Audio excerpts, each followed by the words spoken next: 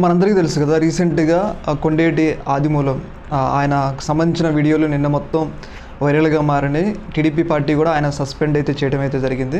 ప్రధానంగా ఈ యొక్క అంశంలో ఆయన మీద తీవ్రమైన విమర్శలు వస్తున్నాయి. అన్ని వర్గాల నుంచి ఆయన అయితే తీవ్రంగా ఒత్తిడి చేస్తున్నారు. ఎందుకంటే ఒక ఎమ్మెల్యే స్థాయిలో ఉండి ఈ స్థాయి పనులు చేయడం ఏంటని చెప్పేసి ఆయన అందరూ తిడుతున్నారు. అయితే ఈ సందర్భంగా టీడీపీ పార్టీ ఆయన సస్పెండ్ చేసింది. అలాగే డిస్మిస్ అంటే పార్టీ నుంచి డిస్మిస్ చేయడానికి కూడా ప్రయత్నాలు చేస్తుంది. ఎమ్మెల్యే పదవి నుంచి కూడా డిస్మిస్ చేయడానికి ప్రయత్నాలు చేస్తుంది. ఆయన మీద పోలీస్ కేసు కూడా నమోదైంది.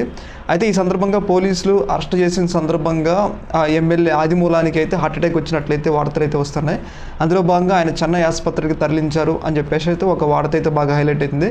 ఏదేమైనా కానీ ఇలాంటి వాళ్ళకి ఇలానే కావాలి. ఎందుకంటే ఒక ముసలితనానికి కూడా ఆయన యొక్క ఆ వీడియోలు చూసినట్టయితే ఎంత జుగుత్సాకరంగా ఉన్నాయో.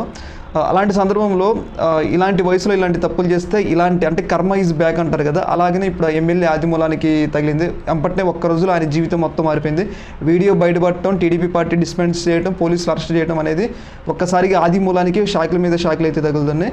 అయితే ఈ సందర్భంగా ఆయనకి హార్ట్అటాక్ వచ్చిందని అయితే తెలుస్తూ ఉంది. చూడాలి మరి భవిష్యత్తులో ఇంకా ఎలాంటి సమాచారం వస్తుందో అటన్నిటి అందిస్తా. ఓకే మరి.